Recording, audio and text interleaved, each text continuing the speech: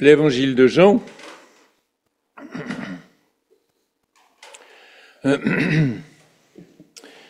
aujourd'hui je vais le présenter dans son ensemble, puis donner quelques éléments en fait, parce que voilà, c'est tellement vaste ces choses qu'il faut se limiter aux choses essentielles. Alors, cet évangile de Jean est un évangile très personnel. J'ai toujours aimé l'évangile de Jean et avec son style d'écriture narrative, on se rend compte que du premier au dernier chapitre, Jean est un proche de Jésus.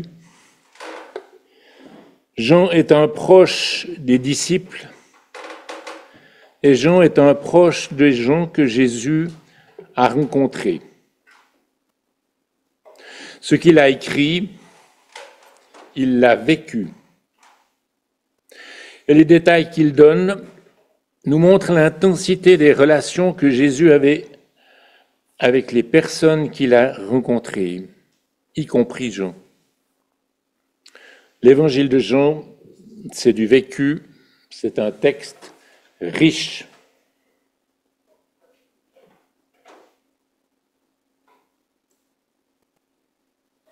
Alors, le plan de la présentation, je vais faire un petit préambule, parler de l'auteur, du but de l'auteur, quelques thèmes principaux de l'évangile de Jean et une conclusion. En préambule, l'évangile de Jean est unique parmi les évangiles. Les trois premiers évangiles, Matthieu, Marc et Luc, sont connus sous le nom de synoptiques. C'est un mot qui vient du grec qui signifie voir ensemble. Et en raison de leur similarité. Les plans sont les mêmes, en gros. Bien que chacun comporte ses propres faits saillants et thèmes distinctifs, les synoptiques ont beaucoup en commun. Ils présentent la vie de Christ selon le même plan général, et ils sont similaires dans leur contenu, leur structure et leur perspective. Jean part du principe que les trois autres évangiles sont connus. Parce qu'on le verra plus tard, il l'a écrit à la fin de sa vie. Et puis, il donne une note personnelle et indépendante des autres. Il y a beaucoup de renseignements, 90% de l'évangile qui ne se trouve pas dans les synoptiques. Comme par exemple le prologue qui décrit la préexistence de Dieu et l'incarnation de Christ, que vous verrez mercredi. Son premier miracle, sa rencontre avec une Samaritaine, son sermon sur le pain de vie, sa déclaration exprimant qu'il est l'eau vive, la résurrection de Lazare, le lavement des pieds, le rétablissement de Pierre dans son ministère et sa prédication du martyre de ce dernier. Il donne aussi davantage d'enseignements sur le Saint-Esprit qu'il ne s'en trouve dans les synoptiques. Et ces différences ne sont pas contradictoires. Rien dans l'Évangile selon Jean ne contredit les synoptiques et inverse ces mots. Donc, l'Évangile de Jean et les synoptiques ont été inspirés par l'Esprit de Dieu dans le but de se compléter les uns les autres. L'auteur. Comme dans les quatre évangiles, comme dans les autres évangiles, ce quatrième évangile ne porte pas de nom d'auteur. Les titres ont tous été ajoutés, mais les preuves internes et externes, c'est-à-dire internes par rapport à ce qui est écrit et externes qui viennent de ce que les gens en ont fait, corroborent l'opinion traditionnelle qui attribue cet évangile à l'apôtre Jean. Quelques preuves internes. L'auteur était juif. Il connaît bien les opinions contemporaines des Juifs, y compris le Messie. Il connaît bien l'attitude des Juifs envers les Samaritains. quand on voit le chapitre 4, notamment avec la femme samaritaine. Il connaît bien les coutumes juives, y compris la nécessité de se purifier avant de célébrer la Pâque, par exemple. L'auteur est un témoin oculaire. Il donne des détails spécifiques, même s'ils ne sont pas essentiels à l'histoire. Un bon exemple, c'est au chapitre 6 et au verset 9. Il est le seul à indiquer que les pains que le jeune garçon a pour nourrir les 5000 personnes sont faits de farine d'orge. Et il précise ce terme. Voilà, ça montre bien qu'il était là sur place pour dire des choses comme ça. Et qu'après que Marie ait oint de parfum les pieds de Jésus, la maison fut remplie de l'odeur du parfum. Ça, c'est le seul à avoir dit ça. Et c'est des éléments qui montrent qu'il était présent.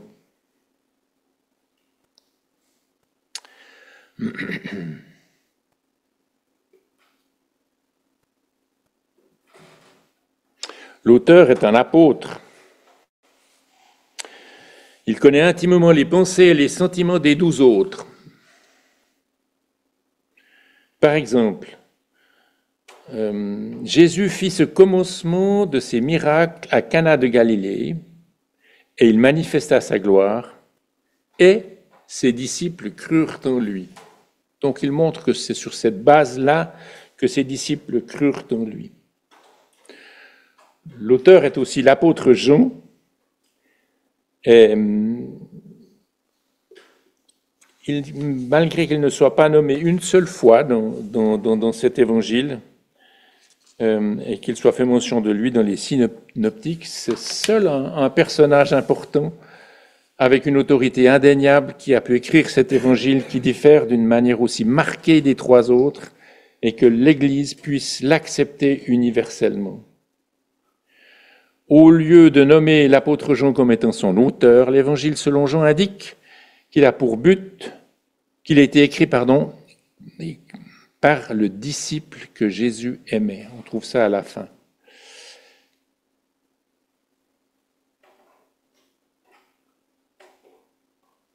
Et puis, il y a aussi une analyse des textes qui fait ressortir que, par exemple, il était présent lors de la scène. Et étant donné que seuls les 12 sont présents à ce repas, le disciple bien-aimé doit forcément être un apôtre. Alors, il y a aussi quelques preuves externes.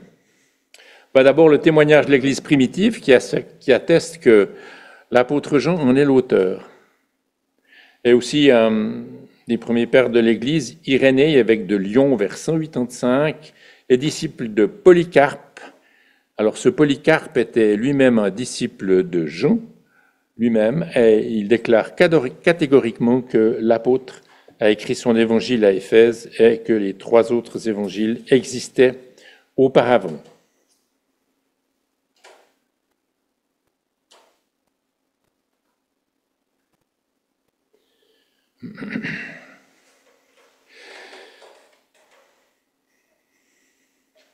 L'apôtre Jean est le fils de Zébédée, est le frère cadet de Jacques, qui subit le martyre sous Hérode Agrippa, et on voit ça, c'est relaté dans Acte 12. Donc c'est quelque chose qui s'est passé relativement rapidement avant la création de l'Église. Leur mère s'appelait Salomé, et selon plusieurs sources, elle aurait été la sœur de Marie, la mère de Jésus.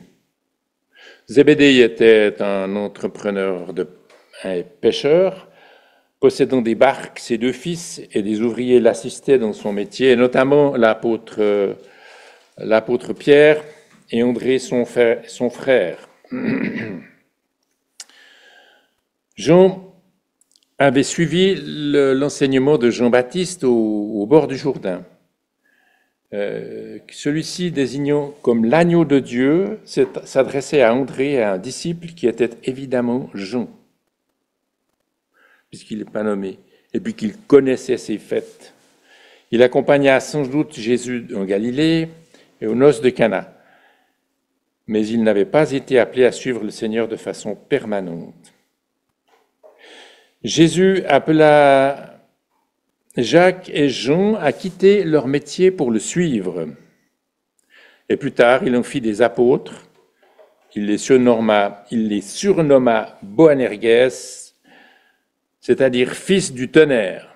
Donc il devait avoir du caractère, en tout cas au début de leur ministère. Après, quand même, Jean a eu des descriptions, notamment dans sa première épître, de ce qu'était l'amour de Dieu et aussi l'amour que l'on devait avoir les uns pour les autres. À Gethsémanée aussi, il suivit Jésus jusqu'à l'intérieur, après Gethsémanée. Il a suivi Jésus jusqu'à l'intérieur de la résidence du souverain sacrificateur, ce qui montre qu'il avait des entrées parmi les principaux du peuple. Et puis, aussi, il assista à sa crucifixion. Et du haut de la croix, Jésus confia sa mère à Jean, qu'il a pris chez lui.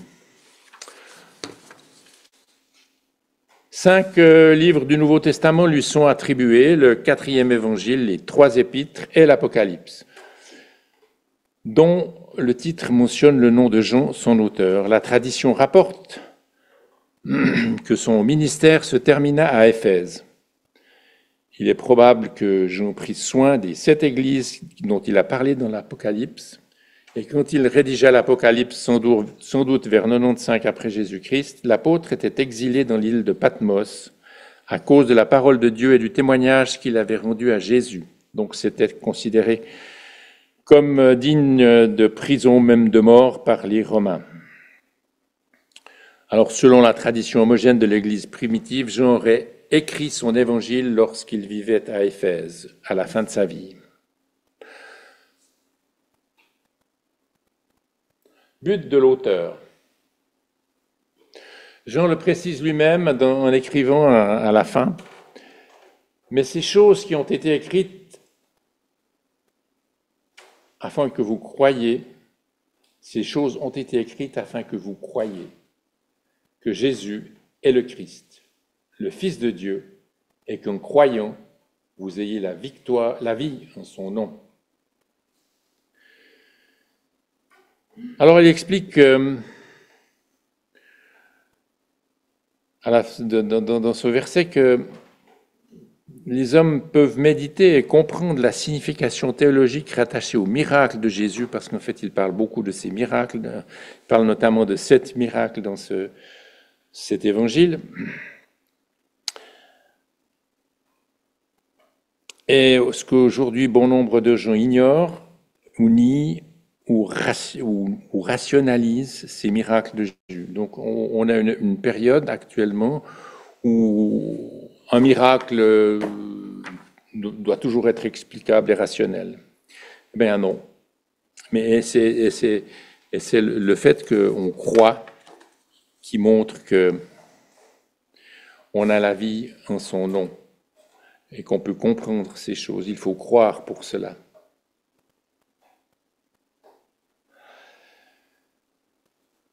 Il était impossible de ce temps-là de nier ou de rationaliser les miracles parce qu'ils étaient nombreux et manifestes. Et par ailleurs, il les a décrits dans son évangile, il indiqua qu'il était conscient des miracles relatés dans les synoptiques. Et Jésus a fait encore, on dit à la fin de son évangile, mais Jésus a fait encore beaucoup d'autres miracles.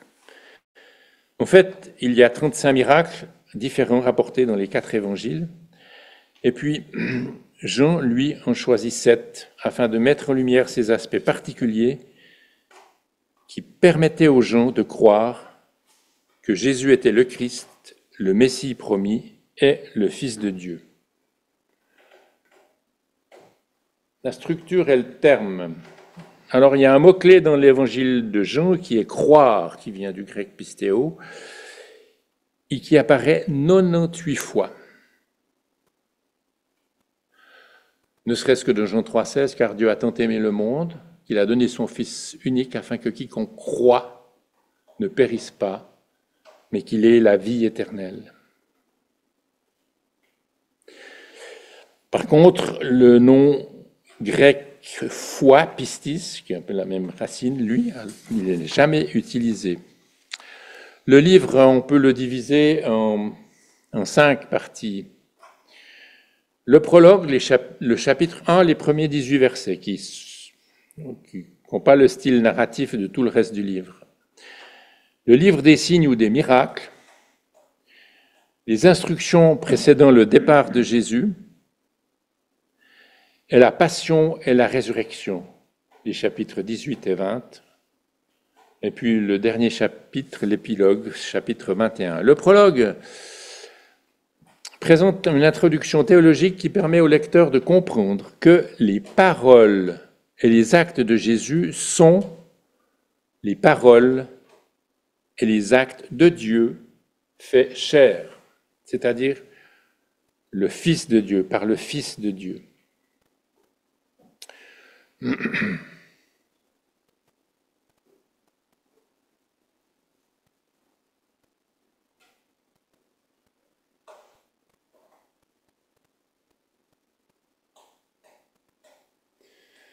Et puis ensuite, en second, il y a le livre des signes ou miracles, qui relate 7 miracles qui révèlent la gloire du Père qui est dans le Fils. Donc, 7 signes. On a le changement de l'eau en vin aux noces de Cana, au chapitre 2, la guérison du fils de l'officier à Capernaum, chapitre 4, la guérison d'un infirme à la piscine de Bethesda à Jérusalem, au chapitre 5, la multiplication des pains pour les 5000 près de la mer de Galilée. Alors on va lire ce texte que je trouve intéressant, qui nous montre plusieurs choses, nous fait comprendre plusieurs choses de Jean aussi. Jésus donc, ayant levé les yeux et voyant qu'une grande foule venait à lui, dit à Philippe, « D'où achèterons-nous des pains afin que ceux-ci mangent ?» Alors Philippe, il a une réponse, il disait cela pour l'éprouver, pour éprouver Philippe, car lui savait ce qu'il allait faire. Philippe lui répondit, « Pour 200 deniers de pain ne suffirait pas pour que chacun en reçût quelque peu. » Donc Philippe, il évalue tout de suite le coût, comme ce qu'il faudrait pour que ça fonctionne selon ses propres critères. L'un de ses disciples, André, le frère de Simon-Pierre, lui dit, « Il y a un petit garçon qui a 5 pains d'orge et 2 poissons. Mais qu'est-ce que cela pour tant de monde ?» Alors lui, André, il voit qu'il y a des ressources sur place, et il en parle au Seigneur, mais il se rend compte que lui ne peut rien faire. Jésus dit, « Faites asseoir les gens. » Or, il y avait beaucoup d'herbes en ce lieu-là. Les hommes donc s'assirent au nombre d'environ 5000. Et Jésus prit les pains, ayant rendu grâce, il les distribua à ceux qui étaient assis, de même aussi des poissons, autant qu'ils en voulaient. Et après qu'ils furent rassasiés, il dit à ses disciples, « Amassez les morceaux qui sont de reste, afin que rien ne soit perdu. » Ils les amassèrent donc et remplirent 12 paniers des morceaux qui étaient de reste des 5 pains d'orge lorsqu'ils eurent mangé. On voit que là, le Seigneur répond par un miracle, mais il a des ressources et il donne en abondance, plus même qu'il n'est nécessaire. Et ça, cela montre que c'était, en tout cas à l'époque, vraiment un miracle. Donc il y a ensuite la marche sur l'eau sur la mer de Galilée, au chapitre 6, la guérison d'un aveugle à Jérusalem, au chapitre 9, et la résurrection de Lazare, au chapitre 11. Je ne vais pas m'étendre sur tout cela, parce qu'en fait, ça fera partie des études Ces miracles accompagnés des discours explicatifs font progressivement ressortir les deux types de réponses à ce genre de miracle. La foi et l'incrédulité ou l'endurcissement qui accompagnent le péché. La foi ou l'incrédulité et l'endurcissement qui accompagnent le péché. Au terme du ministère public de Jésus, la réponse dominante des gens fut celle de l'incrédulité, parce qu'il semblait que c'était irrationnel. Notons qu'il a fait un 8e miracle accompli après la résurrection en faveur de ses disciples, qui est la pêche miraculeuse après sa résurrection. Donc.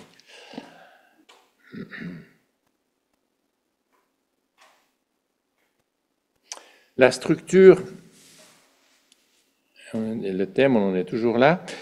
Ensuite, il y a les instructions, les chapitres 13 à 17, nous parlent des instructions laissées à ses disciples avant son départ. Donc jusqu'au chapitre 12, il est en route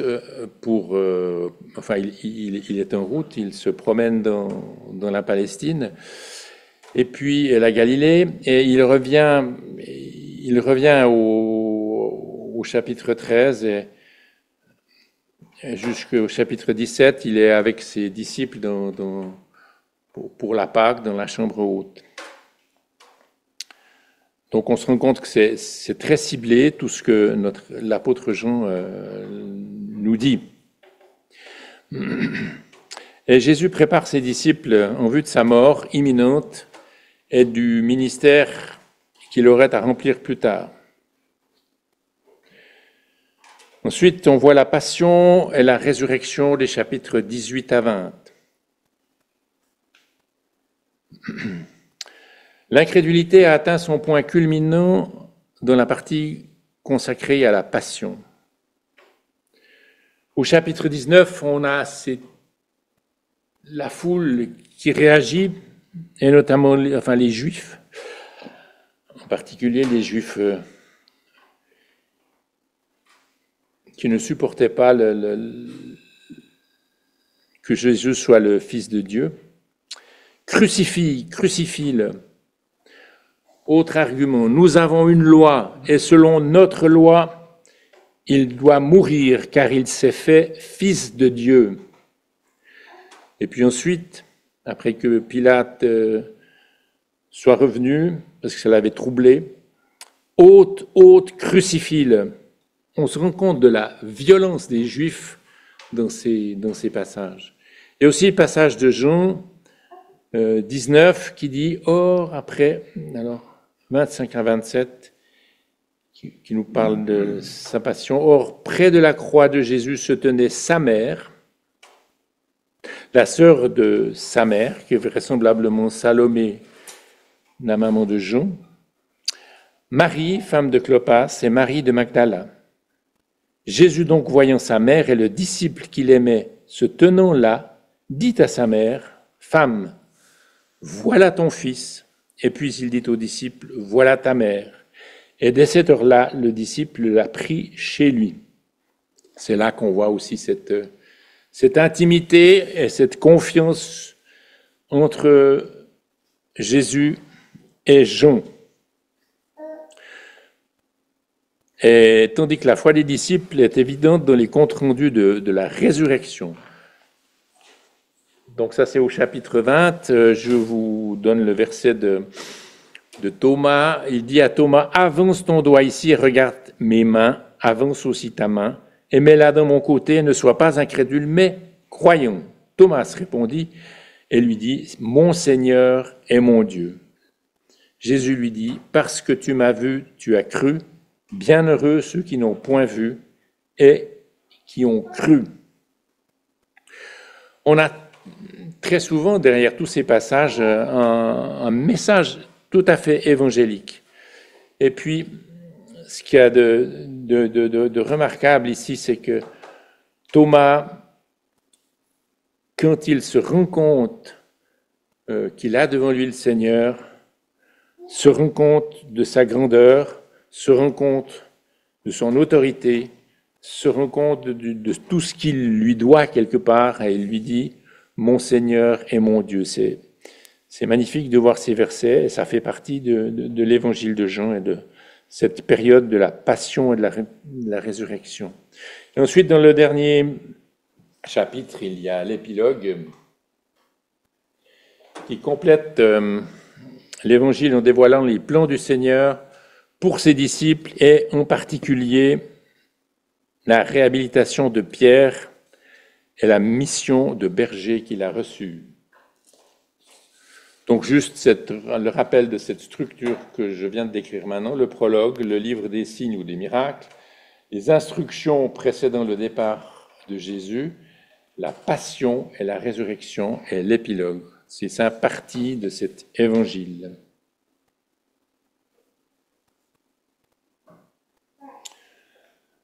Alors dans la structure et le thème, je vous donne encore quelques exemples de choses importantes qui s'y trouvent.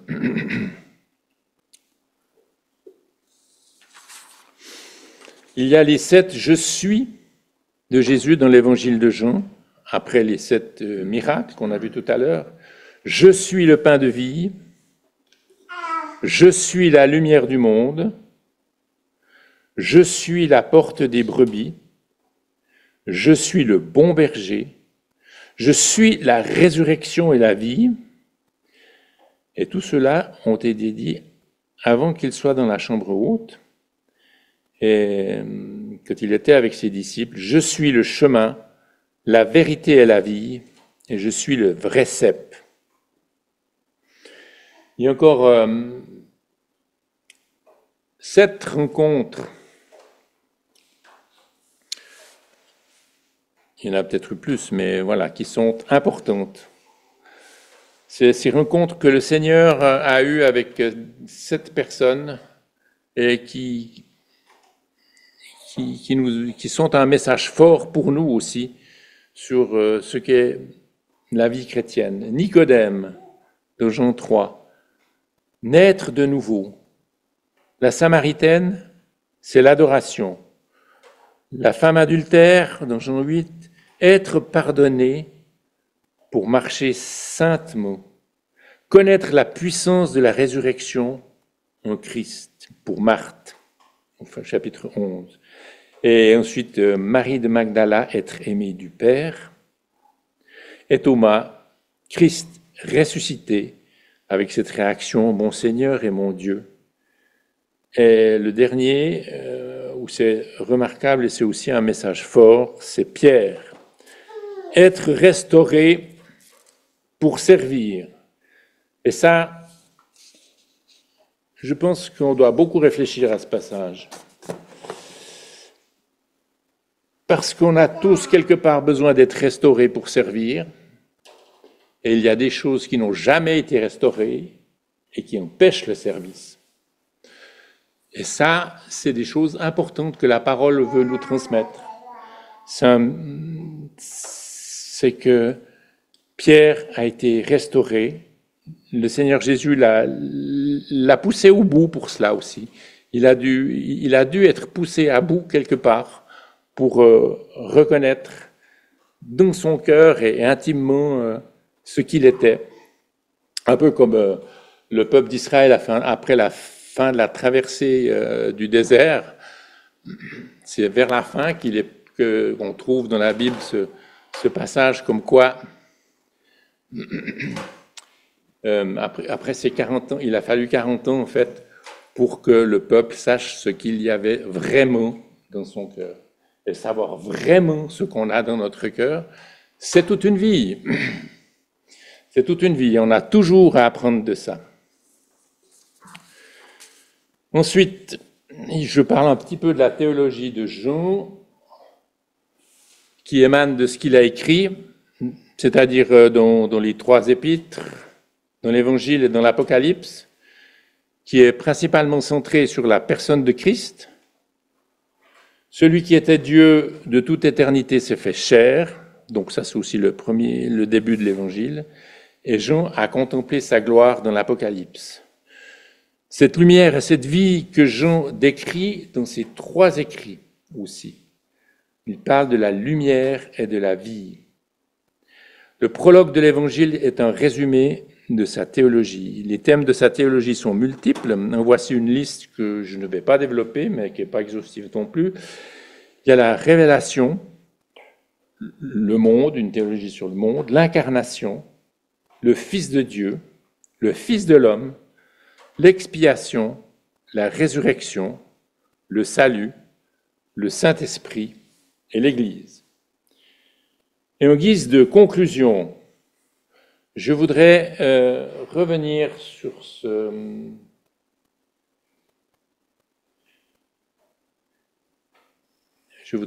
sur le dernier chapitre où Jean nous apporte une scène qu'il a vue et vécue. C'est justement cette réhabilitation de Pierre, une scène touchante. Jésus rétablit Pierre qu'il a renié 3 fois et lui confie un service de berger. Alors, Jésus aussi veut avoir une relation personnelle avec chacun d'entre nous, avec moi aussi, comme avec chaque homme. Et comme pour Pierre par 3 fois, il me demande aussi une fois à moi aussi, et à chacun d'entre nous, m'aimes-tu ? À Pierre, il l'a demandé 3 fois. Qu'est-ce que je lui réponds ?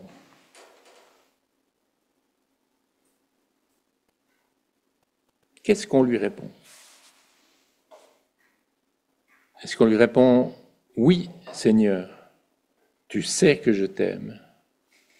Quand on considère tout ce qui se passe dans cet évangile, tout ce qui est relatif à la personne du Christ et notamment à sa passion, « Oui, Seigneur, tu sais que je t'aime ». Alors, ensuite, le Seigneur confie le service. À chaque réponse de Pierre, il lui confie une partie du service. Et puis, à la fin, il lui dit « Suis-moi ». Donc le service est une chose, mais le service ne peut pas se faire indépendamment de Christ. On a besoin de notre Seigneur pour notre service. Et chacun d'entre nous a un service. Suis-moi. On a besoin de lui à chaque moment de notre vie, on a besoin de lui dans notre marche de tous les jours, on a besoin de lui quand on est réunis ensemble, et de son esprit. On a vraiment besoin du Seigneur, et ce qu'il y a de magnifique, c'est qu'il nous dit aussi à la fin d'un autre évangile, « Je suis avec vous tous les jours ». Donc, il est là. On n'a pas d'effort à faire pour le suivre, si ce n'est de prendre le temps de le faire. Alors, si je veux savoir ce qu'il confiera à mon frère, ma sœur,